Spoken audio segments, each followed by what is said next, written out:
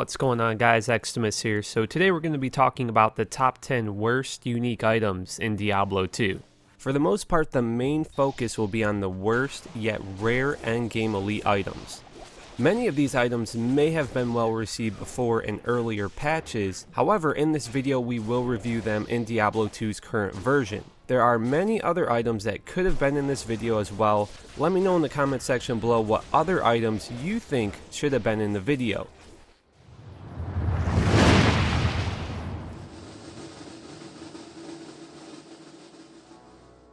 Medusas Gaze. This item has the highest level requirement for a unique shield in Diablo 2, and it requires a massive amount of strength at 219. However, it is exclusive compared to other shields in the game for providing life leech. The strange benefit of Medusas Gaze is it can cast a lower resist curse when struck. This is not exactly a spell that would benefit the wielder since it allows elemental attacks to do more damage. And the shield is built for melee characters. Unless you have a spellcaster in your group or party, for the most part it has no use. You can also purchase a wand that can already cast a lower resist from the merchants. As far as the other stats go, the level 44 Nova will provide some damage, and that only happens when you die. Storm Shield provides more defense, more resistances, huge block rate and chance, along with massive damage reduction. And it requires 63 less strength. I'm not sure what Blizzard was thinking on this one. I would say the best benefit of this shield is using it with the Rift Rune Word or a Crescent Moon Rune Word to put the lower resist curse to good use. However, the curse won't spawn often since melee characters tend to have a high block chance. Shadow Killer. In all of my years of playing Diablo 2 on Battle.net, I have never found anyone that wanted this item when I found it. The best benefit is that it spawns Ethereal every time for more damage and has an indestructible mod. It does decent crowd control with the chance to cast Frost Nova, and it freezes targets. However, this will shatter the corpse of the monsters that you kill. If there is no corpse, your Death Sentry trap cannot cast Corpse Explosion, and this will drastically reduce the amount of damage the assassin can do, as the death traps are one of the most damage dealing abilities. Granfather, one sword to rule them all. That is until patch 1.10 was released with overpowered rune words. As I've mentioned many times before, Granfather was a sword every barbarian wanted to have back in the day. This is still one of the rarest unique items in the game. The sword just did not age very well when new and improved weapons came along with patches and updates. However, even though it is a two-handed sword, a barbarian can wield it one-handed with a shield. If you combine it with the Storm Shield, it can be quite useful. It's just the rarity of the item does not match the benefit, and that is why it is in the top 10. Stormspire Giant Thresher. It has a 5% chance to cast a level 5 Chain Lightning when struck, when Crescent Moon has a 10% chance to cast a level 17 Chain Lightning on striking, which would allow it to cast more often, unless you're just standing around wanting to get hit by monsters so you can cast a Chain Lightning, which doesn't have a very good benefit. Not only that, Crescent Moon can cast Static Field. Depending on how you look at it, a Crescent Moon polearm can do more than triple the amount of damage overall. This is when you combine the stats together, such as the Chain Lightning on striking, Static Field, and the negative lightning resistances. All of these combined add a massive amount of damage compared to what Stormspire offers. And the negative 35 lightning resistance to monsters just crushes it. And if you're playing solo, chances are you will find several runes and base items before you even find a Stormspire. There are much better alternatives such as Insight, Obedience, Reaper's Toll, and the list could go on. Steel Shade. This is probably in the top 1 or 2 worst unique items in the game.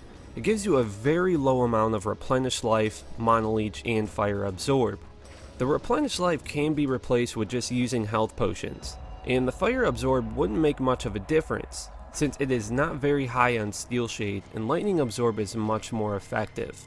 Lightning damage usually hits multiple times, leading to more damage being absorbed. The Mana Leech on Steel Shade is a great benefit. However, there are other helms such as Steel Skull, Taurash's Helm that both have mana and life leech, and they are much easier to come by on drop rates, and they are far more powerful. This item should have been buffed by Blizzard years ago, and all it would take is a few simple edits. I would say the best benefit for this item is to put it on a mercenary and use that fire absorb for trav runs so your mercenary isn't getting wrecked by those hydras. Flame Bellow. This is one of those items where you take a quick look at it and get confused on what exactly you could use it for. It has 5 different types of fire based stats. It allows you to have Infernal as a permanent spell when equipped. This is one of the worst fire spells that you never see any sorceress use. Combined with 3 of the fire skills and a perfect roll on the Inferno skill, it only does around 200 damage. And you have to stand still while casting it. I think it would have made more sense to have Firewall, for example on the sword, so the player could cast the spell and then continue to use melee abilities. It does, however, have high fire absorb. That alone doesn't add up for the sword missing many melee based stats, such as Crushing Blow and Open Wounds, Life Leech, and more. I would say the best use for the sword is if it spawns Ethereal and you equipped it on an Act 5 mercenary. It would then have a nice damage boost to your mercenary, however there's still much better options. Spike Thorn. This shield is extremely rare and it has effects similar to the Thorn's aura that inflicts damage when the player is struck. However, the damage is very low and doesn't make much of a difference in hell difficulty.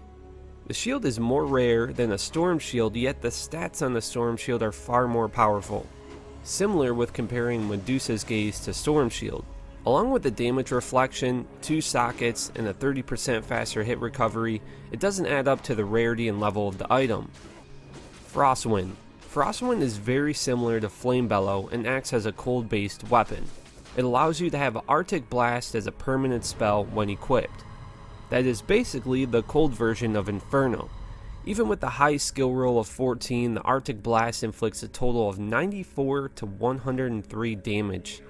That amount of damage in hell difficulty is next to nothing. You're better off using an upgraded head striker with a Shale Rune. Final thoughts, I think it could be upgraded similar to how I explained with Flame Bellow. Add a decent chance to cast cold spells such as Frozen Orb, add negative cold resistances along with more melee damage and other stats such as Crushing Blow, we would see some major improvements on the weapon. Ethereal Edge. Similar to Shadow Killer, this axe spawns Ethereal with the repair mod. The damage is very low for the axe being required two-handed and a damage boost from it being Ethereal. There are several other two-handed axes that can be repaired that do far more on-screen damage. It does have a nice attack rating bonus and a variety of Demon Slayer stats. However, I just can't see the damage being high enough for the required level of 74, especially when it doesn't have many useful melee stats, again such as Crushing Blow and Open Wounds. Templar's Might. The one item you don't want to see when you get a unique Sacred Armor drop. The huge defense bonus you can get from the armor and the possible Ethereal spawn is the only true benefit. As a top tier unique item, it offers low stats such as 10 to 15 strength and vitality, 20% faster hit recovery, and 40 to 50 maximum stamina. As rare as the item is, most players don't even attempt to mule the item or try to trade it, as the defense bonus doesn't make it worth keeping. This item is very similar to Granfather. It's an extremely rare find, and what it offers is a disappointment for the hours of grinding to find one.